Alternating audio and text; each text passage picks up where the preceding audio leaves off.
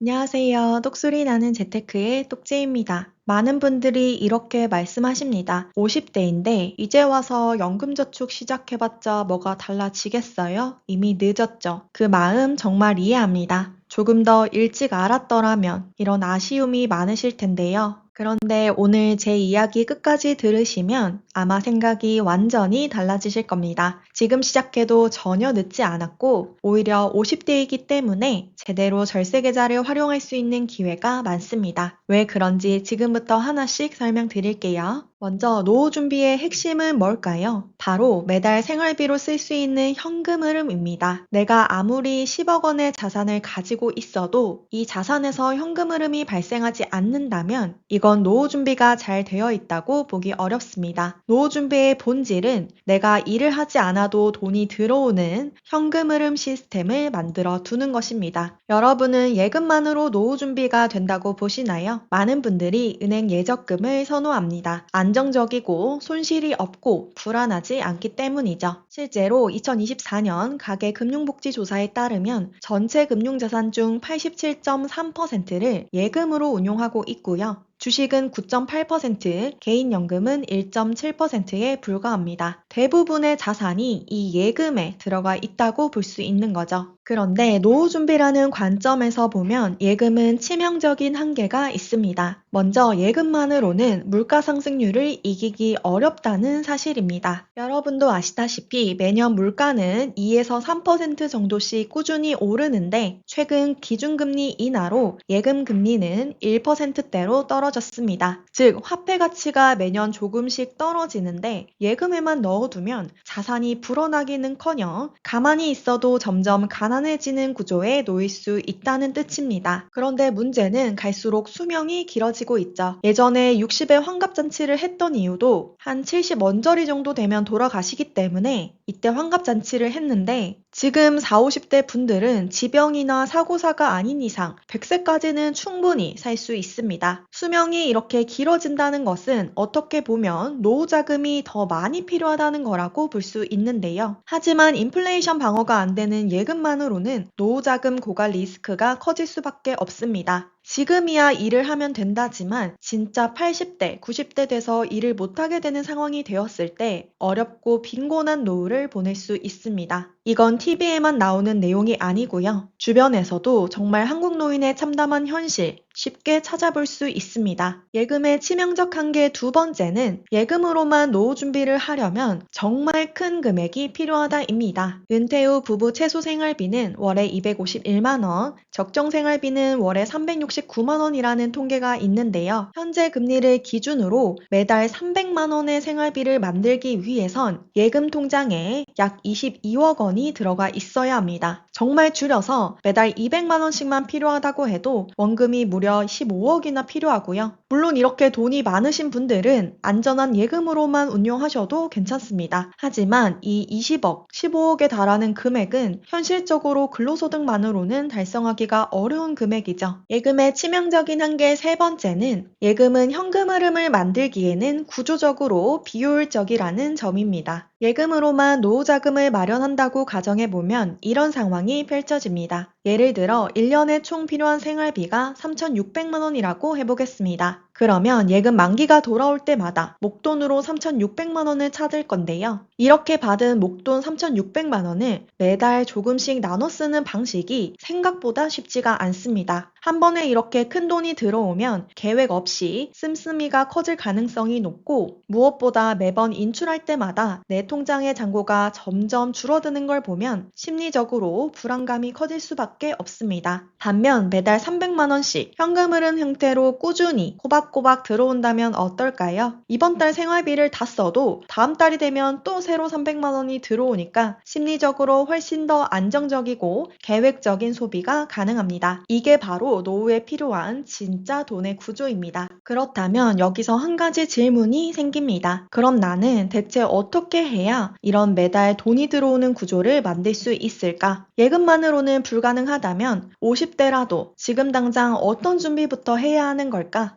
바로 여기서부터 50대라도 무조건 절세계좌를 만드는 것이 유리한 이유가 시작됩니다. 지금부터 하나씩 차근차근 설명드리겠습니다. 50대라도 무조건 절세계좌 이용하는 것이 유리한 이유 첫 번째. 생각보다 투자할 수 있는 기간은 훨씬 더 길다입니다. 아니, 길긴 뭐가 길어. 지금 50대인데 언제 절세계좌 만들어서 언제 납입하고 언제 받아. 이미 늦었어. 라고 생각하시는 분들 많은데요. 여러분도 아시다시피 개인연금의 개시 조건은 만 55세 이상입니다. 그런데 이건 조건일 뿐이고요. 무조건 이때 개시를 해야 하는 건 아닙니다. 70세, 80세까지 연금의 수령 시기를 유연하게 조정할 수 있고요. 늦게 수령하면 늦게 수령할수록 연금 소득세율은 크게 떨어집니다. 그러니까 내가 지금 50대지만 근로를 계속하고 있다면 세액공제 받으면서 연금계좌에 꾸준히 적립할 수가 있는 거죠. 또 하나 여기서 중요한 포인트는 만약 연금 수령을 시작한다고 해도 매달 인출하지 않은 나머지 자산은 계속해서 투자가 가능하다는 점인데요. 예를 들어서 연금 개시 시점에 연금계좌의 평가총액이 총 3억 원이고 첫 달에 100만 원을 인출했다고 해보겠습니다. 그러면 남은 2억 9,900만 원은 계속 굴러가면서 복리효과를 충분히 누릴 수가 있습니다. 지금 100세 시대라고 이야기하는데요. 50대라고 해도 30년 이상은 충분히 투자가 가능합니다. 이 30년이라는 시간은 결코 짧은 시간 아니고요. 복리효과를 누리기에 충분한 시간입니다. 그러니까 지금이라도 당장 시작하는 것이 더 현명한 선택이겠죠. 이미 늦었다고 거들떠도 안 보고 시작도 안 했다가는 진짜 노년기가 됐을 때 후회할지도 모릅니다. 왜냐하면 우리가 오래 산다고 했잖아요. 수명이 길어짐에 따라서 앞으로 더 많은 돈이 필요할 건데 내가 살아있는 동안 노후 자금이 고갈되지 않으려면 절세계좌를 반드시 이용하셔야 합니다. 제가 요즘 자주 보는 채널이 선우용녀 선생님 유튜브인데요. 올해 81살이신데 정말 정정하시고 에너지 넘치시고 재밌게 사십니다. 저도 노후 준비를 잘해서 노년에 이렇게 멋있게 살고 싶다 이런 생각이 들더라고요. 이렇게 선우용녀 선생님처럼 오래 건강하게 살면 돈을 굴릴 수 있는 기간이 자연스럽게 증가합니다. 그러니까 현재 고민, 후회, 불안, 걱정만 할 게 아니라 지금부터라도 공부를 해서 돈이 스스로 굴러가게 하는 시스템 만들어 두고 나머지는 내 건강을 위해 에너지, 시간을 쓰는 것이 훨씬 더 현명하고 효율적인 선택이겠죠. 생각보다 공부하기 어렵지 않고요. 제 채널에서도 영상 많이 올려드리고 있고 제 전자책도 꾸준히 업데이트되고 있기 때문에 참고해보시면 도움 될 것 같습니다. 우리 모두가 아는 살아있는 전설 워런 버핏 할아버지도 현재 94살이신데 60세 이후에 자산이 폭발적으로 증가했다고 해요. 워런 버핏 할아버지가 이처럼 세계적인 부자가 된 데는 물론 투자를 잘하신 것도 있지만 오래 건강하게 살고 계시기 때문에 정말 긴 시간을 투자할 수 있었기 때문도 있습니다. 50대라도 무조건 절세계좌를 이용하는 것이 유리한 이유 두 번째는 바로 금융소득 종합 과세, 건강보험료 부담으로부터 자유롭다입니다. 예금에만 돈을 넣어두시면요. 예금이자는 전부 금융소득에 포함됩니다. 이 이자나 배당소득이 2천만 원을 초과할 경우 금융소득 종합과세자가 되고요. 만약 지역가입자일 경우 금융소득이 1,000만 원만 초과해도 전액 건보료 산정소득에 포함됩니다. 연간 금융소득이 약 3천만 원 정도 있다고 하고 시가 5억 원의 아파트를 소유하고 있다고 했을 때 월에 부담해야 하는 건보료는 30만 원 정도가 되고요. 이걸 1년으로 계산해보면 약 370만 원 정도가 나옵니다. 은퇴 후에 매달 이 정도 부담하는 거 부담 안 할 수 있다면 안 하는 게 최고잖아요. 생각보다 이 건보료가 복병이라고 하시는 분들이 꽤 많습니다. 우리가 직장 생활을 할 때는 건보료 조금 더 낼 수 있다 생각할 수 있지만 월급이라는 고정 수입이 없는 상태에서 한 달에 30만 원 내는 거 굉장히 아깝죠. 농담이 아니라 정말 금융자산을 통장에 그대로 다 보유하고 있다가는 진짜 세금과 건보료 폭탄을 맞을 수 있습니다. 이런 세금과 건보료는 실질적인 세후 수익률을 갉아먹는 요인이고요. 줄일 수 있다면 줄여야 세후 수익률이 더 올라가겠죠. 진짜 예금이자 1% 더 받으려고 정말 열심히 통장 알아보고 하는 경우가 많은데 이런 세금 건보료 줄이면 세후 수익률 굉장히 올라갑니다. 그래서 우리는 은퇴하기 전에 이 금융자산을 세금과 건보료를 피할 수 있는 곳으로 미리미리 옮겨놔야 합니다. 어디로 옮겨두냐? 제 채널에서 항상 강조드리는 ISA, 연금저축, IRP 계좌로 옮겨두셔야겠죠. 나는 진짜 투자를 잘 모르겠다, 겁난다 하시는 분들은 IRP 계좌에서 예금이라도 먼저 넣어보시길 추천드립니다. 여기에서 나오는 예금 이자, 금융소득 종합과세 그리고 건보료 산정소득에 포함되지 않고요. 일단 여기서 안전자산에 투자한 다음 차근차근 공부해서 일부를 투자자산으로 조금씩 옮기시면 되겠습니다. 50대라도 무조건 절세계좌 이용하는 것이 유리한 이유 세 번째입니다. 바로 월 현금 흐름 만드는데 최적화된 계좌이기 때문인데요.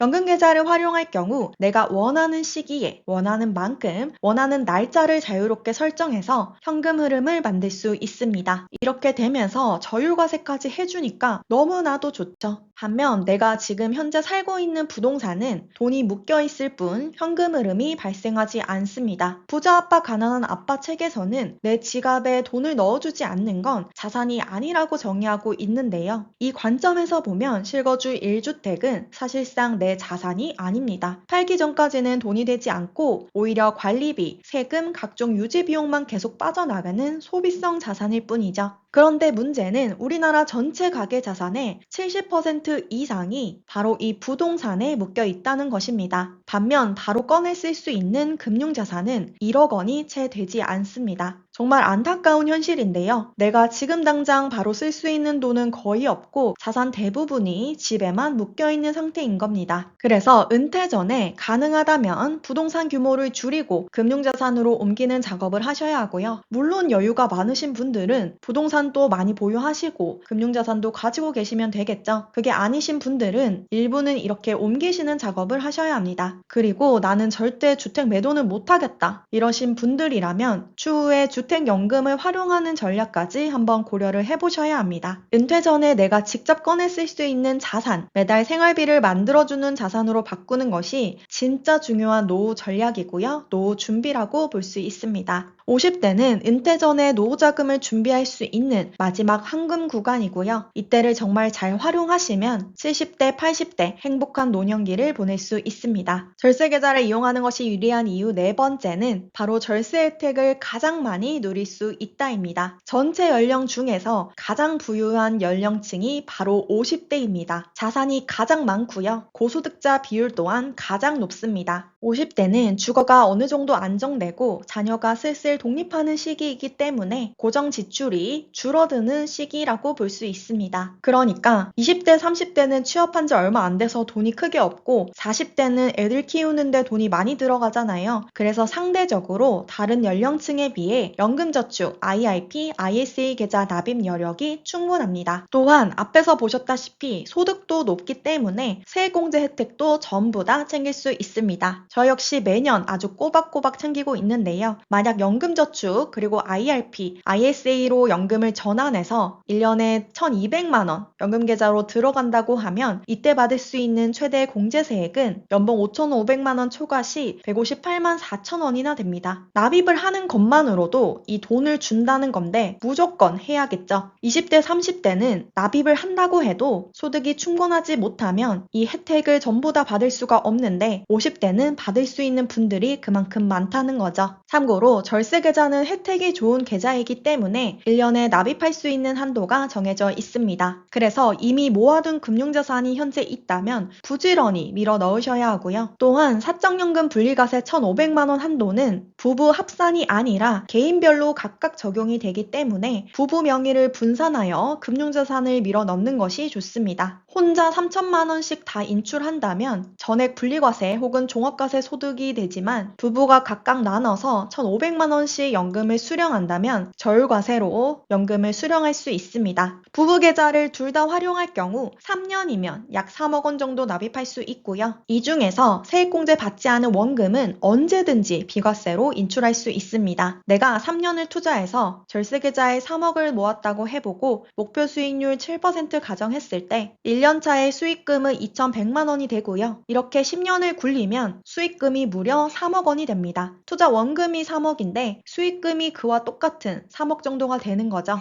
그리고 이렇게 20년, 30년 투자를 하면 원금보다 훨씬 더 큰 수익금을 볼 수가 있고요. 50대에 시작해도 50대에 3억으로 투자를 시작해서 30년간 굴리면 중간에 투자 원금이 투입되지 않더라도 수익금은 무려 21억으로 불어납니다. 이게 말이 되는 숫자냐 하시겠지만 이것이 진정한 복리효과인 거죠. 어떻게 해서든 3억 원 정도 밀어넣고 투자 공부하면서 목표 수익률을 유지시켜 준다면 행복한 노후 생활이 결혼이 그리 현실 불가능한 일이 아닙니다. 지금까지 50대라도 절세계좌를 만드는 것이 무조건 유리한 이유를 말씀드렸는데요. 현재 50대라면 지금 당장 해야 할 일 말씀드리겠습니다. 일단 잘 모르니까 여유 생기면 공부해보고 시작할게요. 이렇게 하시면 절대 안 되고요. 큰 틀에서 노후자금 마련을 위한 계획, 구조를 만드셔야 합니다. 일단은 당장 연금저축 IRP, ISA 계좌부터 만드시고요. 이건 하루라도 빨리 만들어 두시는 게 좋습니다. 이렇게 계좌를 만들고 나면 여기에 뭘 담을지, 어떤 식으로 운용을 해야 할지 직접 찾아보게 되고요. 그렇게 조금씩 실력이 쌓이게 됩니다. 지금 하는 이 행동이 앞으로 나의 은퇴 후 30년, 50년을 책임진다고 보시면 되겠고요. 그리고 똑제 채널에 절세계좌 컨텐츠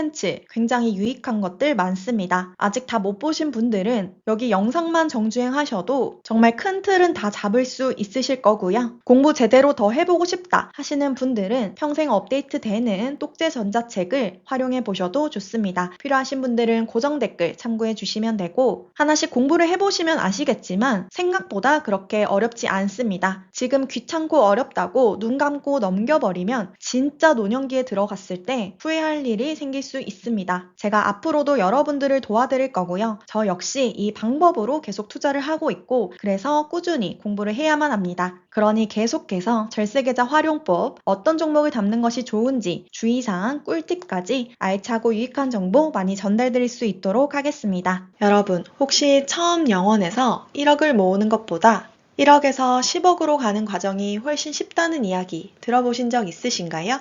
아니, 0원에서 1억은 1억 차이고 1억에서 10억은 9억 차인데 왜 경제적 자유를 이룬 사람들은 처음 1억 모으기가 더 힘들었다고 표현하는 걸까요? 아래 표는 월 적립금별 1억을 달성하는 소요기간을 나타낸 표인데요. 월 10만원씩 모은다면 1억을 모으는데 81년, 30만원은 27년, 50만원은 16년, 100만원은 8년, 200만원은 4년이 걸린다고 해요. 23년 통계청에서 발표한 우리나라 임금 근로자의 평균 소득을 보면 평균 소득은 333만원, 전체 근로자 중 딱 중간에 위치한 중위소득은 250만원인데요. 월에 300만원을 번다고 했을 때 한 달에 정말 많이 모아봤자 150만원에서 200만원 정도가 아닐까 싶어요. 여기서 만약 외벌이거나 자녀가 있다면 저축 금액은 더 줄어들게 되겠죠. 즉, 매달 100만원씩 모은다면 8년을 저축해야 1억을 모을 수 있고요. 힘들게 200만원씩 모아도 4년이라는 시간이 소요됩니다. 적어도 이 시간 동안은 소비를 자제하고 인내하고 희생하고 절제하면서 허리띠를 졸라매야만 1억을 모을 수 있습니다. 한 달에 1,000만원을 번다고 해도 오마카세 먹고 호캉스 가고 명품 사고 외제차 바꾸고 욕구 소비를 다 채워 산다면 1억 모으기는 정말로 어렵습니다. 이렇게 1억을 모으는 게 정말 힘든데요. 그럼에도 불구하고 1억을 모았다? 이 사람은 본인의 목표를 위해서 스스로 행동한 사람입니다. 대부분의 사람은 부자가 되고 싶다고 이야기하지만 말만 할 뿐이지 실천하지 않습니다. 왜냐면 이 과정이 굉장히 지루하고 힘들고 때로는 이렇게 살아야 하나 허탈감까지 주기 때문입니다. 투자를 어디에서부터 시작해야 할지 모르겠다면 먼저 연금저축펀드에서 1억까지만 모아보시기를 추천드립니다. 제가 왜 이렇게 말씀을 드리는지, 연저펀에서 1억을 모으면 대체 어떤 일이 일어나는지 바로 알아보도록 하겠습니다. 우리가 연금계좌에서 1년에 최대로 세액공제 받을 수 있는 금액은 연 900만원까지인데요. 이를 12개월로 나누면 월에 75만원입니다. 여기서 연봉 5,500만원 이하일 경우 148만 5천원을 돌려주게 되는데요. 이를 모두 재투자한다고 가정하고 매달 내 돈 75만원에 돌려주는 세금 월 12만원을 더해서 87만원씩 연금계좌에 불입한다고 해보겠습니다. 배당률을 포함하여 연 수익률 10%인 S&P 500에 투자한다고 가정했고요. 세액공제 받은 금액을 재투자하여 1년에 1,044만원씩 적립한다고 해보겠습니다. 첫 1년 차에 발생하는 수익금은 58만원입니다. 열심히 아껴서 매달 75만원씩 투자를 했는데 생각보다 수익률이 높지 않죠. 심지어 이때 장 분위기가 안 좋았다면 계좌에는 마이너스가 찍혀 있을 가능성도 충분히 있습니다. 2년차, 3년차까지도 그렇게 수익금이 크지가 않습니다. 바로 이 구간이 낙담의 골짜기 구간인데요. 내가 예상하고 있는 성과와 실제 성과 간에 간극이 발생하게 됩니다. 이 부분을 낙담의 골짜기라고 부르고, 이때 사람들은 이렇게 하는 게 맞나? 잘못하고 있는 게 아닌가? 이런 생각이 드는 지점입니다. 이때 많은 사람들이 포기하게 됩니다. 하지만 5년 차부터 수익금이 1,500만 원, 그러니까 내가 적립하는 금액보다 수익금이 더 커지는 시기입니다. 그리고 7년 차가 되면 총 잔액이 1억을 돌파하게 되는데요. 여기서부터 무서운 복리의 힘이 강력하게 나타나기 시작합니다. 계좌에 1억을 만들기까지 7년이 걸렸지만 2억을 만드는 데는 4년밖에 소요되지 않습니다. 그리고 2억에서 3억으로 가는 시기는 3년이 채 소요되지 않습니다.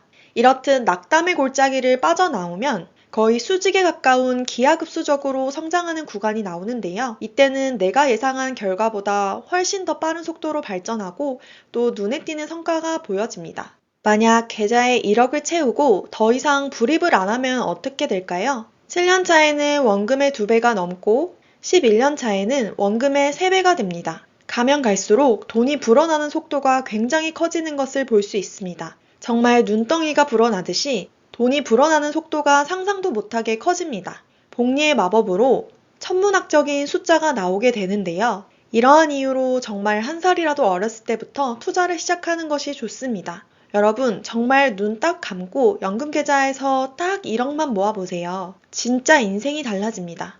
반면 우리의 연봉은 10년 동안 3배가 넘게 뛸 수 있나요? 조금 전과 같은 기하급수적인 그래프를 절대 볼 수 없습니다. 하지만 투자는 달랐죠. 우리가 1억까지만 딱 모으고 더 이상 추가 불입을 하지 않아도 계좌의 잔고는 엄청난 속도로 불어나게 됩니다. 보통 S&P 500에 투자하면 배당금을 포함해서 연수익률 10%로 잡고 이야기하는데요. 10만원의 10%는 만원, 100만원의 10%는 10만원, 1000만원의 10%는 100만원입니다. 그리고 1억의 10%는 1000만원인데요. 같은 수익률 10%라 할지라도 1억부터는 수익금이 붙는 크기가 굉장히 커집니다. 만약 그 다음 해에 1억 1000만원에서 또 10%가 붙으면 수익금은 1100만원이 되고 또 이 수익금에 잔액이 또 붙어지면 1억 2100만원인데 여기서 10%는 1210만원이 되죠. 이런 식으로 반복하면 반복할수록 훨씬 쉽게 돈이 불어나게 됩니다. 제가 일단 1억까지만 모아보시라고 말씀드린 이유가 1억 정도가 되면 복리와 시간이 붙어서 내가 노동으로 벌어오는 근로소득보다 자산에서 불어나는 자산소득이 더 커지게 됩니다. 게다가 또 다른 장점들이 있습니다. 연금계좌에서는 중도 해지할 경우 16.5%의 기타 소득세를 물게 되는데요. 이게 어떻게 장점이냐고 할 수 있겠지만 이렇게 높은 세율을 부과함으로써 강제로 장기 투자할 확률을 높여줍니다. 그렇게 되면 당연히 투자하는 기간이 길어지고 여기에 복리가 만나면 수익률은 증가할 수밖에 없습니다. 참고로 연령대별 성별 회전율 및 수익률을 나타낸 표인데요. 가장 수익률이 낮은 연령대와 성별은 바로 20대 남자입니다. 그런데 우측에 보시면 20대 남자의 회전율이 838%로 다른 연령대에 비해 굉장히 높은 회전율을 보이고 있습니다. 즉 20대 남자분들은 전부는 아니겠지만 조금 상승한다 싶으면 팔아버리고 조금 하락한다 싶으면 또 팔아버립니다. 이렇게 너무 잦은 매매로 수익률이 떨어질 수밖에 없습니다. 그런데 연금계좌에서 투자할 경우 장기 투자를 함으로써 회전율은 줄어들고 수익률은 높일 수 있습니다. 그리고 연금계좌에서는 레버리지나 인버스와 같은 파생상품에 투자할 수 없고요. 개별 주식 투자도 할 수 없습니다. 상대적으로 안정적인 ETF의 투자 비중이 굉장히 높은데요. 이 또한 수익률 증가로 이어지게 됩니다. 실제로 투자 기간이 길어질수록 S&P 500의 수익률을 이기는 펀드의 비율은 8%에 그칩니다. 즉 우리는 S&P 500에 장기 투자하는 것만으로도 상위 10% 안에 드는 투자자가 되는 것입니다. 우리는 최대한 이 돈만큼은 건드리지 않고 길게 가져가 보겠다고 생각하는 것이 중요한데요. 그렇다고 큰 돈을 한 번에 투자해야 하나 부담을 느끼실 필요도 없습니다. 아무 생각 없이 소비하는 커피값, 담배값, 술값만 아껴서 투자해도 정말 나중에 큰 돈이 될 수 있습니다. 아시다시피 1억을 모으는 과정은 결코 만만하지 않습니다. 몇 년간은 인내하고 소비를 줄여야만 가능한 금액입니다. 그래서 연금계좌에서 1억 모으기를 달성한 사람은 부자 마인드와 습관을 가졌을 확률이 굉장히 높습니다. 주식시장은 결국엔 우상향한다는 믿음, 그리고 오히려 투자를 하지 않고 가만히 있는 게 더 위험하다는 것을 깨닫게 됩니다. 저 역시 투자금이 딱 1억 정도가 되었을 때 욕구를 채우는 소비보다 투자가 더 즐겁다는 것을 알게 되었습니다. 이제는 소비를 할 때마다 이 돈이면 ETF 몇 주를 더 살 수 있겠다는 생각에 불필요한 소비는 일절 하지 않고 있습니다. 저는 투자가 즐겁고 내 자산이 늘어나는 것을 보는 게 참 재밌습니다. 여러분도 이 재미를 같이 느껴보셨으면 정말 너무 좋을 것 같아요. 여러분도 아시다시피 노동소득만으로는 절대 부자가 될 수 없습니다. 왜냐면 인간의 시간과 에너지는 유한하기 때문입니다. 내가 아무리 많이 일을 하고 싶어도 하루에 24시간 이상 일을 할 수 없잖아요. 그리고 연봉이 오른다고 해도 세율 구간도 같이 오르기 때문에 월급쟁이들은 돈을 많이 버는 구조가 될 수 없습니다. 연봉 1억을 받아도 세후 600만 원이 겨우 넘는 수준입니다. 평범한 사람이 돈으로부터 자유로울 수 있는 유일한 방법은 사업을 하는 것인데요. 그런데 우리가 직접 회사를 차리는 것은 현실적으로 불가능하죠. 하지만 우리가 주식에 투자함으로써 회사와 동업은 할 수 있습니다. 내가 투자한 지분만큼 나에게 이익을 나눠주게 되는데요.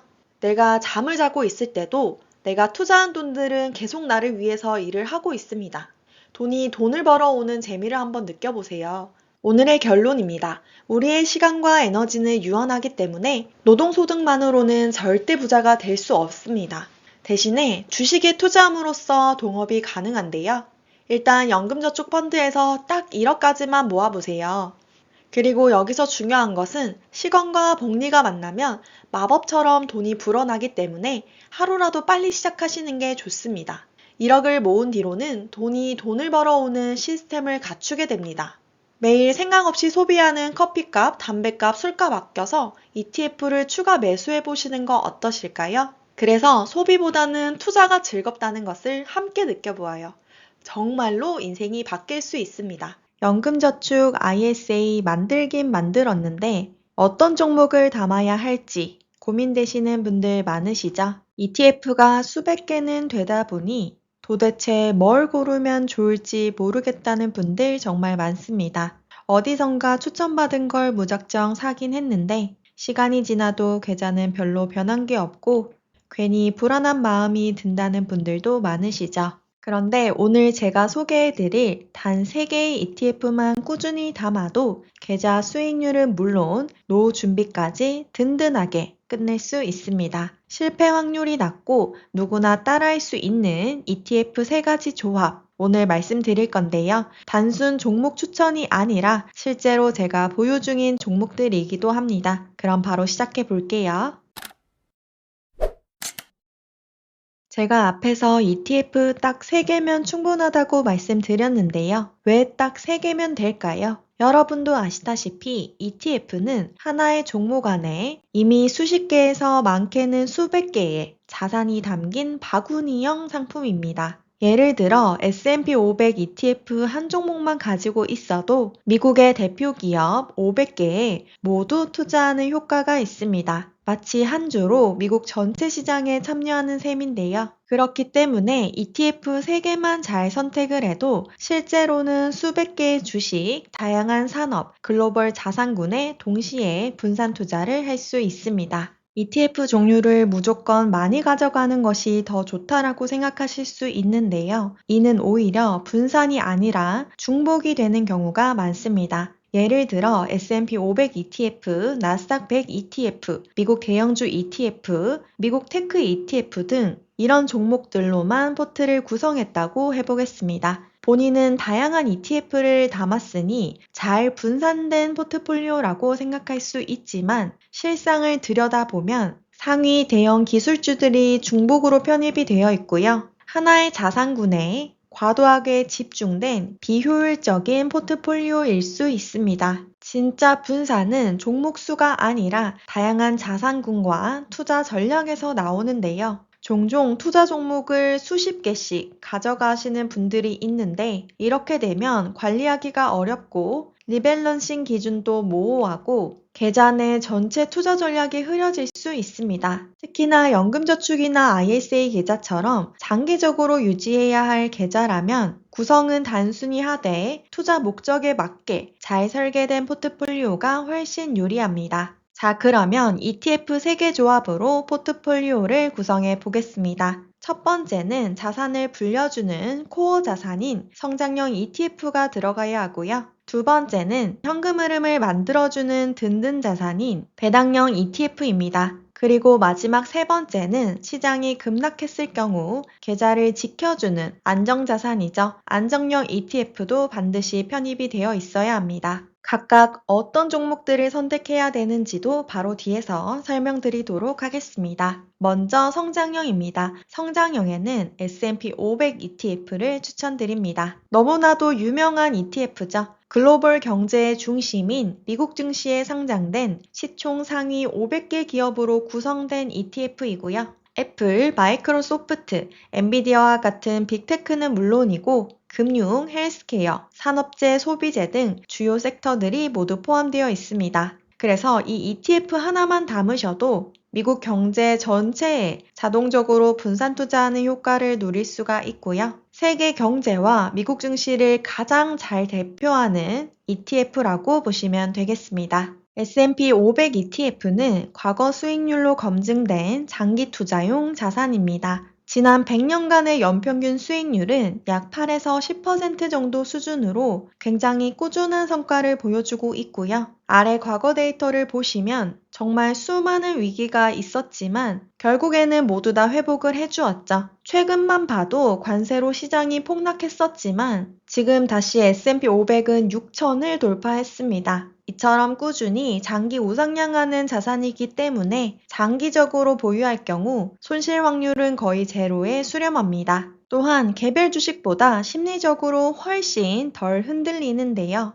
애플이나 엔비디아 굉장히 좋은 주식이고 우량한 주식이지만 이런 종목들도 뉴스나 실적에 따라 크게 출렁이는 움직임을 보입니다. 반면 S&P 500과 같은 ETF는 시장을 전체적으로 반영하는 지수이기 때문에 급격한 폭락은 상대적으로 적고요. 그렇기 때문에 심리적으로 덜 불안합니다. 그래서 꾸준히 우리가 들고 가기가 훨씬 쉽고 매수 타이밍을 고려하지 않고도 적립식으로 투자하기 적합하다고 볼 수가 있죠. 참고로 이 종목은 국내 상장 미국 S&P 500 ETF로 절세 계좌에서도 손쉽게 투자할 수 있고요. 이런 절세 계좌 안에서 매달 적립식으로 장기 투자할 경우 세금은 줄이고 복리 효과는 극대화할 수 있습니다. 제가 지난번 영상에서도 한번 비교를 해드렸는데 장기 투자를 하면 할수록 미국 직접 투자보다는 절세 계좌에서 국내 상장 ETF 투자하시는 것이 훨씬 유리합니다. 현재 국내에 상장된 미국 S&P 500 ETF는 대표적으로 4개 상품이 있는데요. 타이거, 코덱스, 에이스, 라이즈 상품입니다. 여기서 시가총액이 가장 큰 상품은 타이거 미국 S&P 500 ETF입니다. 실 비용을 한번 비교해보면 역시나 타이거 미국 S&P 500이 0.1243%로 실 비용이 가장 낮고요. 거래량과 거래 대금 모두 다 가장 높습니다. 순 자산 가치를 기준으로 수익률도 한번 비교를 해보면요. 지난 3년간 수익률이 가장 높은 상품은 코덱스 미국 S&P 500이고요. 최근 수익률도 가장 높은 것을 볼 수 있습니다. 그래서 개인적으로는 타이거 혹은 코덱스 상품 중에서 본인이 더 끌리는 종목 고르시면 되겠습니다. 두 번째, 배당형에 담을 상품은요. 바로 미국 배당 다우존스 혹은 국내 배당 성장 ETF입니다. 이 배당이라는 것은 어찌됐든 현금 흐름을 만들어 주는데요. 연금저축은 언젠가는 우리가 인출을 해야 하잖아요. 이때 현금 흐름이 꾸준히 나오는 구조라면 계좌를 굳이 해지하지 않아도 되고요. ETF를 급하게 매도하지 않아도 됩니다. 성장주로만 계좌를 꾸렸다가 내가 딱 은퇴를 하고 돈을 인출해야 하는 시점에 그때 하필 시장이 폭락했다면 심리적으로 이때 매도를 하는 게 쉽지가 않겠죠. 그런데 배당형 자산이 계좌에 들어가 있다면 일정 부분 현금 흐름이 만들어질 테고 시장이 조금 출렁이더라도 이 현금을 인출해서 쓰면 되니까 훨씬 더 안정적으로 운용을 할 수 있습니다. 배당은 심리적인 안정감도 주는데요. 투자를 오래 해보시면 아시겠지만 이 안정감이 굉장히 중요하거든요. 그래야만 우리가 장기 투자를 지속할 수가 있습니다. 정말 크고 작은 이벤트들이 많은데 본인의 계좌에 마이너스가 찍히면 많은 분들이 흔들립니다. 하지만 배당은 주가가 빠지더라도 입금이 되기 때문에 심리적으로 훨씬 든든하고요. 실제로 많은 리서치에서 배당 ETF를 담고 있는 투자자들이 하락장에서 매도율이 낮고 장기 투자 지속률이 높다는 결과도 있다고 하네요. 잘 활용해 보시면 좋겠죠. 그리고 배당 역시 복리 효과를 키워줍니다. 배당금을 수령해서 재투자를 하게 되면 매년 배당을 받을 금액 자체가 늘어나게 되고요. 배당을 받아서 재투자하고 더 많이 받아서 또 더 많이 재투자하고 이걸 계속 반복하다 보면 자산 자체가 기하급수적으로 커질 수 있습니다. 여기에 배당이 성장하는 주식이라면 정말 금상첨화겠죠.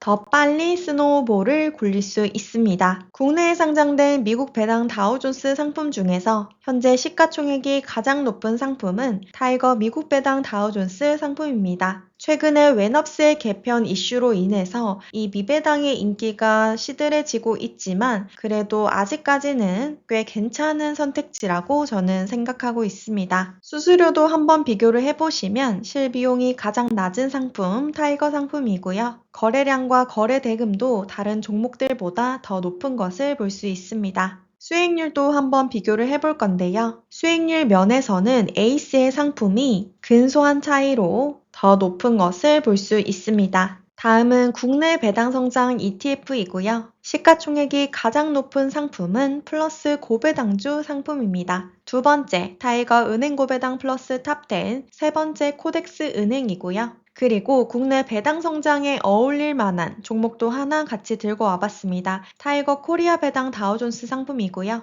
슈드의 투자 전략을 한국 주식시장에 적용한 한국판 슈드라고 볼 수 있습니다. 이 상품은 상장한 지 한 달이 채 되지 않았는데요. 거래량과 거래대금 보시면 대장주라고 불리는 플러스 고배당주와 크게 차이가 나지 않습니다. 그만큼 투자자분들의 관심을 받고 있다고도 볼 수 있는데요. 제가 조만간 이 두 개 상품을 제대로 비교하는 컨텐츠를 준비해 보도록 하겠습니다. 돈이 몰리는 데는 이유가 있겠죠. 일주 수익률을 보시면 타이거 코리아 배당 다우존스의 성과가 가장 좋은 것을 볼 수 있습니다. 코스피가 정말 3천을 향해 달려가고 있는데요. 계속 이렇게 빨간불을 보여주면 좋을 것 같네요. 세 번째로 안정형에 담을 상품은 바로 CD 1년금리 혹은 머니마켓 액티브 ETF입니다.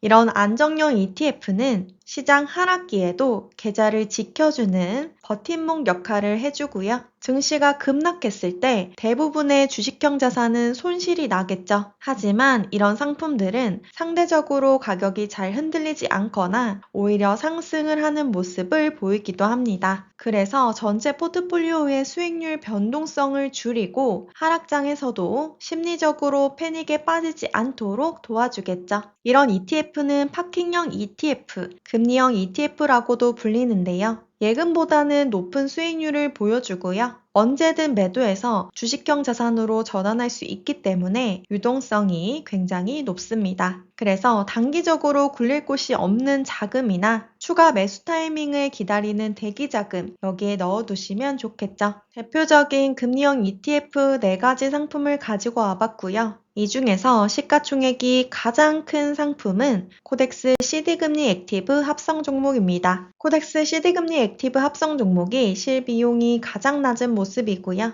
거래량과 거래 대금도 압도적으로 높은 모습입니다. 수익률을 한번 비교해보면 CD금리 상품보다는 머니마켓 액티브의 상품 성과가 더 좋은 것을 볼 수 있는데요. 나는 조금 더 안정적인 걸 원한다 하시는 분들은 CD금리 쪽을 선택하시면 되겠고 나는 어느 정도 안정적이면서 높은 수익률을 원한다 하시는 분들은 머니마켓 액티브 상품을 고르시면 되겠습니다. 종목 추천 다음으로 또 많이 받는 질문이요. 지금 사기엔 고점 아닌가요? 도대체 언제 사야 할까요? 이 질문도 많이 받습니다. 지금이 고점인지 저점인지 조정인지 아무도 모르고요. 사실 단타 매매를 하는 사람에게는 이 매수 타이밍, 언제 살지가 굉장히 중요합니다. 하지만 저희는 하루 이틀 투자하고 돈을 뺄 거 아니잖아요. 10년, 20년 내 노후를 보고 투자하는 장기 투자자입니다. 때문에 장기 투자와 적립식 투자 이 조합이라면 매매 타이밍은 사실상 큰 의미가 없습니다. 지금이 설령 고점이라 할지라도 적립식 장기 투자를 하게 되면 이 변동성과 리스크 모두 다 낮출 수 있습니다. 제가 주변을 보니까 오히려 이 타이밍을 맞추려 하다가 아예 진입 자체를 못 하시는 분들도 많더라고요. 일단 시장에 같이 참여를 하고 있어야 지금처럼 시장이 올라갈 때 그 흐름을 같이 탈 수 있습니다. 그러니까 너무 어렵게만 생각하지 마시고요. 매달 월급날 미국 S&P 500 ETF를 30만 원씩 매수하겠다. 이런 식으로 딱 정해서 한번 접근해 보시길 추천드립니다. 마지막으로 한 번 더 정리를 해보겠습니다. 성장형 ETF에는 미국 S&P 500을 담으시면 되는데요. 나는 여기서 조금 더 공격적인 걸 원한다. 아직 나이가 젊다 하시는 분들은 미국 나스닥 100을 담으셔도 무방합니다. 그리고 배당형 ETF에는 미국 배당 다우존스나 국내 배당 성장 ETF 담으시면 되고요. 안정형 ETF에는 CD 1년금리 머니마켓 액티브로 담으시면 되겠습니다. 각 ETF의 비율은 본인의 투자 성향, 투자 목적, 나이에 따라서 유동적으로 조절하시면 되겠고요. 아주 간단하게는 나는 높은 수익률을 원한다, 어느 정도 리스크를 감수할 수 있다 하시는 분들은 성장형 ETF의 비중을 높이시면 되겠습니다. 그게 아니라면 반대로 낮추시면 되겠죠. 혹시 더 자세한 구성이나 투자 전략이 궁금하신 분들은 똑재전자책 참고해 주시면 되겠습니다. 제가 채널을 운영하면서 가장 많이 받는 질문이 어떤 종목을 담을지 모르겠다 였던 것 같은데요. 앞으로도 쉽고 알차게 또 좋은 종목 있으면 유익한 영상으로 전달드리도록 하겠습니다. 여러분, 절세 계좌 하나씩 가지고 계시죠? 누가 저보고 이 계좌들 중에서 딱 한 가지만 고르라고 하면 저는 망설임 없이 연금저축 펀드 계좌를 고를 건데요. 그만큼 연금저축 펀드는 노후 준비 최강 계좌라고 할 수 있습니다. 사람에 따라 다르지만 보통 25살에서 30살쯤 우리는 일을 시작합니다. 이때는 열심히 소득을 늘리며 자산을 적립하는 시기라고 볼 수 있는데요. 그리고 55세에서 60세쯤 우리는 은퇴를 하게 되죠. 이때를 기점으로 이전에 모아둔 자산에서 돈을 인출하며 생활하는 시기가 됩니다.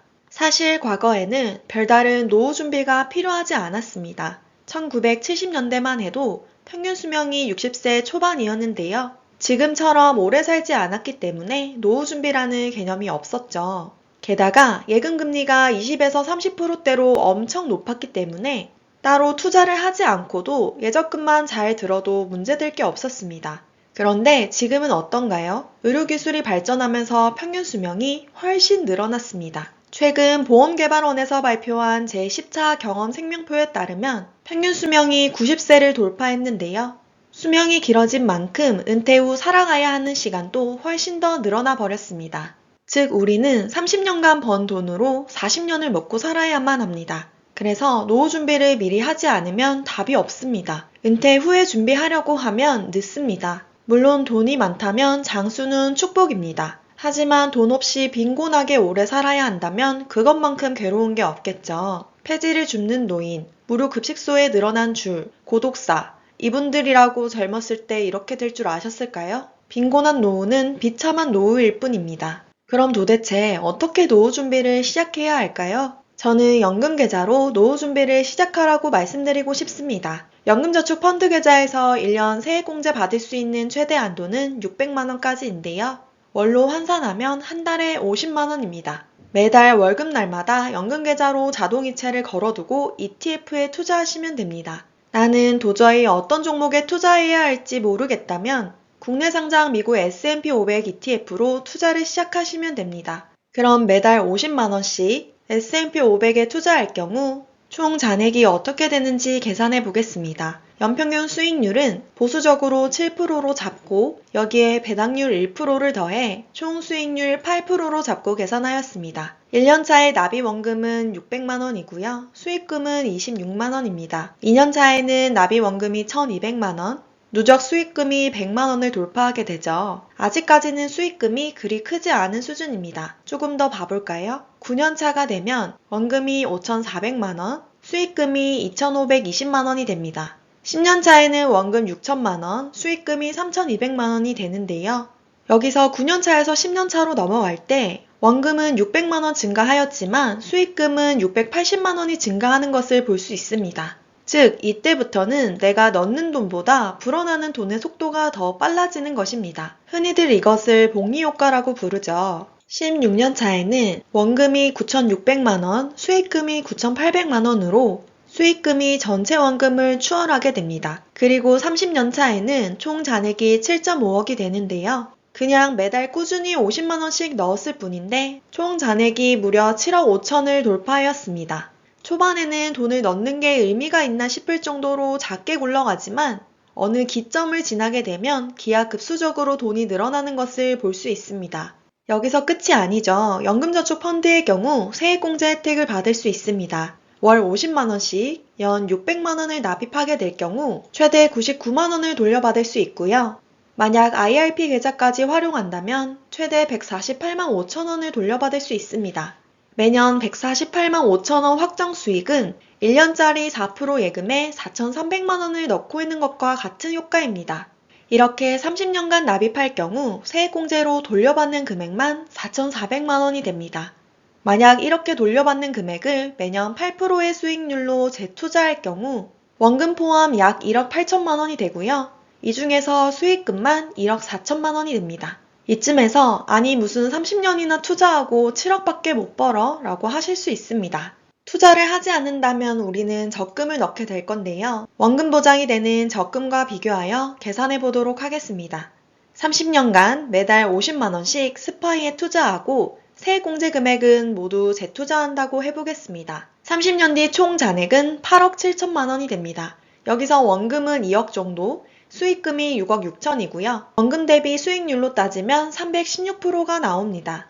이번에는 동일한 조건으로 50만 원씩 수익률 4%에 30년 만기 적금을 들었다고 해보겠습니다. 물론 30년짜리 적금은 없지만 있다고 가정하고 예시를 들어볼게요. 30년간 투자할 경우 원금은 1억 8천만 원이 되고요. 총 잔액은 3억 4천만 원이 됩니다. 원금 대비 수익률은 93%가 되네요. 30년 뒤에 계좌 잔고 8억 7천만 원과 3억 4천만 원. 여러분은 어떤 선택을 하실 건가요? 적금으로 8억 7천만 원을 모으려면 무려 48년이나 투자를 하셔야 합니다. 물론 20년, 30년 장기 투자를 한다는 게 결코 쉬운 일이 아닙니다. 하지만 이 시간을 잘 견디고 나면 돈이 마르지 않는 통장을 하나 가진 셈이 되는데요. 투자 30년 차에서 31년 차로 넘어갈 때 수익금만 7천만 원이 되고요. 여기서 4%의 룰을 적용하여 총 금액의 4%를 인출, 1년에 3,400만 원, 그러니까 월에 280만 원씩 매달 꺼냈어도 죽을 때까지 원금 8억 7천만 원이 유지됩니다. 만약 여기서 월 투자 금액을 늘린다면 수익은 더욱 증가하게 되겠죠. 월에 50만 원이 아닌 100만 원씩 투자한다면 30년 차에 총 잔액이 15억, 월에 150만 원씩 투자한다면 총 잔액은 무려 22억 원이 됩니다. 여기서 중요한 것은 한 살이라도 젊었을 때 하루라도 빨리 투자를 시작하셔야 한다는 것입니다. 일찍 시작할수록 노후 준비를 수월하게 마칠 수 있습니다. 왜 수많은 전문가들이 그토록 한 살이라도 어렸을 때 빨리 투자를 시작하라고 하는지 알아보도록 하겠습니다. 우리가 투자를 하게 되면 목돈을 한 번에 거치하는 거치식 투자, 매달 일정한 금액을 납입하는 적립식 투자를 하게 되는데요. 거치식과 적립식 투자의 공식은 다음과 같습니다. 여기서 A는 원금, R은 수익률, N은 투자 기간을 이야기합니다. 그럼 우리가 이 공식을 통해 자산을 늘리기 위한 방법으로 세 가지를 생각해 볼 수 있습니다. 첫 번째, 투자 원금을 키운다. 두 번째, 수익률을 높인다. 세 번째, 투자 기간을 늘린다. 먼저 투자 원금을 키우는 방법으로는 절약하고 저축하고 소득을 늘려서 A 자리에 있는 원금을 늘리는 방법이 있겠죠. 두 번째로 수익률을 높이는 방법도 있습니다.